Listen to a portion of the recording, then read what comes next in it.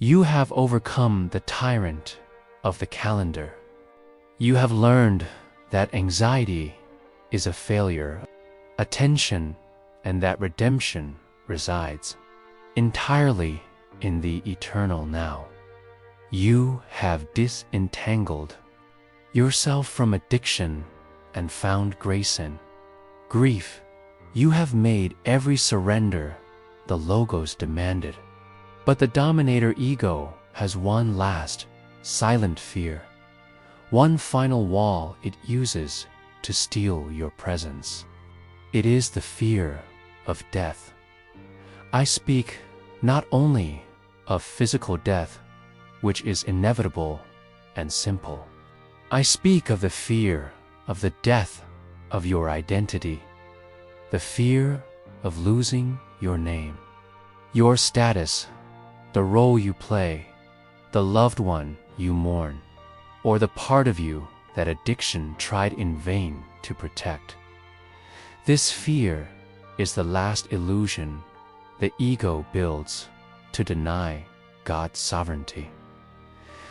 The ego told you, you have to control time, your story, your body to survive. Even after all your surrenders, the ego whispers, what if you lose everything? What if your consciousness is nothing more than this brief line in time? If your faith is an act of courage, the greatest courage of all is to die before you die. It is ego death. McKenna spoke to us of the transpersonal consciousness, the radical certainty that your consciousness is not the teacup of your personal identity, but the vast ocean from which all identities drink. True salvation is not the survival of your ego. It is the liberation of your body and your name. Redemption is the certainty. Your consciousness is not afraid to die, because it was never born and will never perish. If what you have heard so far has already made you thoughtful, stay with me to reflect on this and subscribe to the channel before you forget and miss the next voyages. Ego. Death is not a grim concept. It is the mechanics of grace. The dominator, ego, is the master of attachment. It teaches you to confuse love with possession in grief, and identity with addiction in the attachment to pleasure. Barren grief is the manifestation of this attachment. You are not just mourning the loss of the person. You are mourning the loss of who you were in their presence. The ego clings to the garment. Transpersonal consciousness demands the mechanics of detachment, the art of honoring the memory without possessing the form. Grief transforms into sacred memory when you accept that the loved one has changed states, but the connection with the consciousness that sustained them, the Logos, is still accessible in your communion and in your eternal now. You honor the love, but you detach from the possession. The same applies to addiction. Addiction is the ego's strongest attachment to immediate pleasure and control. Ego death is the only way to break this attachment. You are no longer trying to control the addiction. You are detaching from your identity as an addict or a person who needs this to survive. The final surrender is not just letting go of the substance. It is letting go of the self that needed the substance. The courage to die before you die requires you to kill your story about yourself. Your story of failure, of guilt, of self-sufficiency. You must abandon what you know about your own identity. This is the last illusion, that your story is more real than the Lord's presence that is recreating you in the eternal now. When you detach, you become transparent. You have nothing left to hide or defend. And it is in this radical transparency that the Logos can fully reside. The dominator ego is the master of the mask. It requires secrecy to survive. Secrecy is the final garment the ego wears to hide its vulnerability, its addiction, and the depth of its grief. If the ego dies, the mask falls. All that remains is radical transparency. Transpersonal consciousness has nothing to hide. It is light itself. It does not fear the judgment of the tyrant of the calendar or the dominator culture, because it has transcended the fear of death and loss. Radical transparency is the act of declaring, I am my truth, and I am not ashamed of where I have been, because that path brought me to the Lord's presence in this exact moment. The final surrender annihilates the threat of judgment. You have already died before you die. What more can judgment do? Your testimony becomes a force for mutual redemption. It ceases to be just a story of I overcame and becomes a portal to transpersonal consciousness. Ego death eliminates our need to judge others. Judgment is always a projection.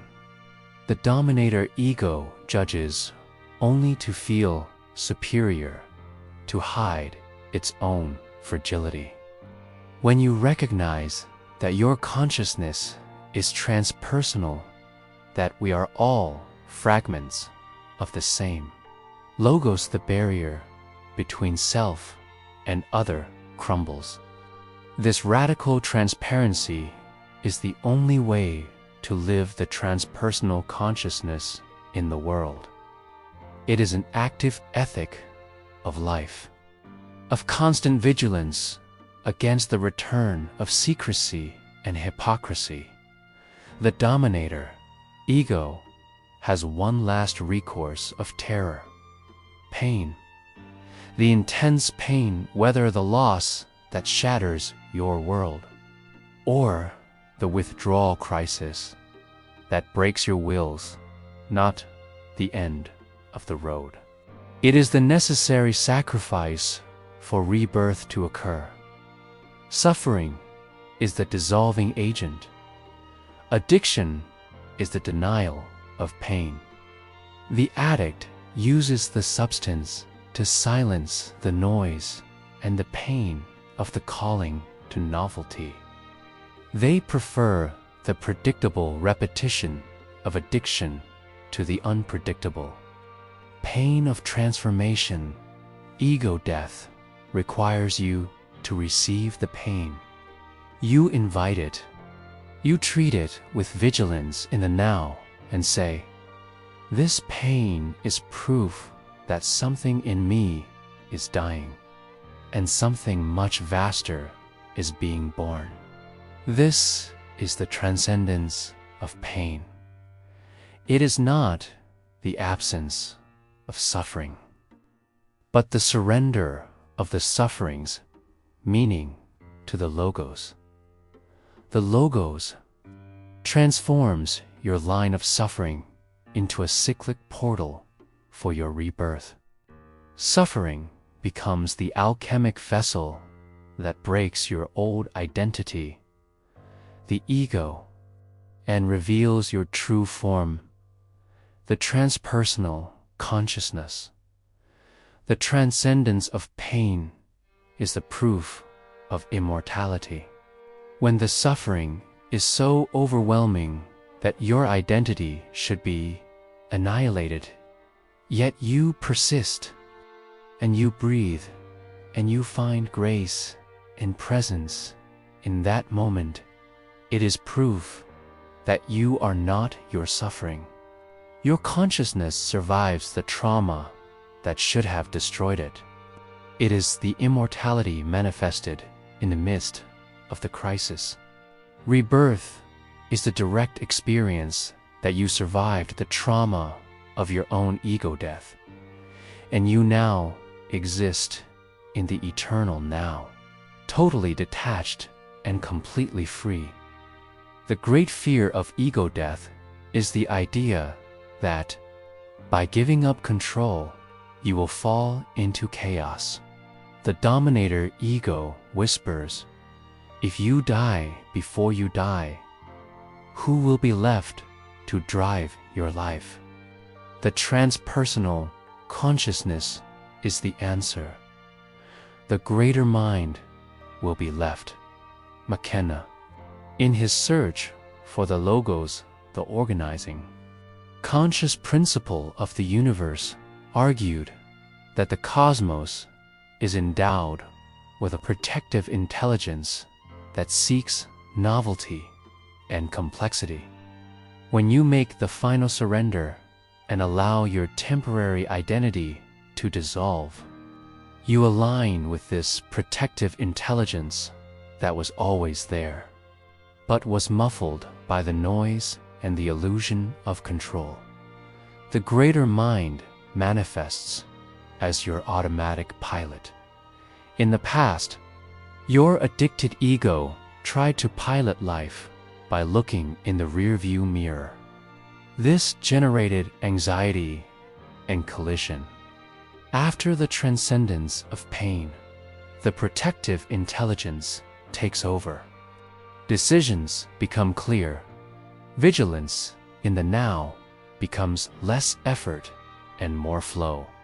And the path to rebirth unfolds with a certainty that transcends human logic. The protective logos does not allow self-sabotage. Its only intention is novelty, grace, and flow. The noise of self-sabotage is silenced because it no longer finds an ego to cling to.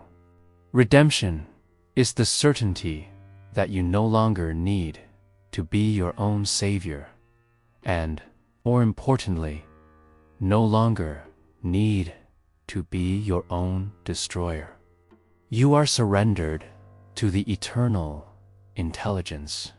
You have reached the final frontier of redemption, the recognition that your personal story must end for your consciousness to merge into eternal history. Ego death is the abandonment of that chronology. The dominator ego fights for its name and its timeline. The final surrender is the abandonment of this chronology. The lament and addiction are two sides of the coin of the personal story. The deepest detachment required by the transpersonal consciousness is the abandonment of the name, the abandonment of the identity the dominator culture assigned to you. Your name and your profession are temporary garments. They are the teacup that contained your consciousness, but grace is calling you to be the ocean that transcends the form.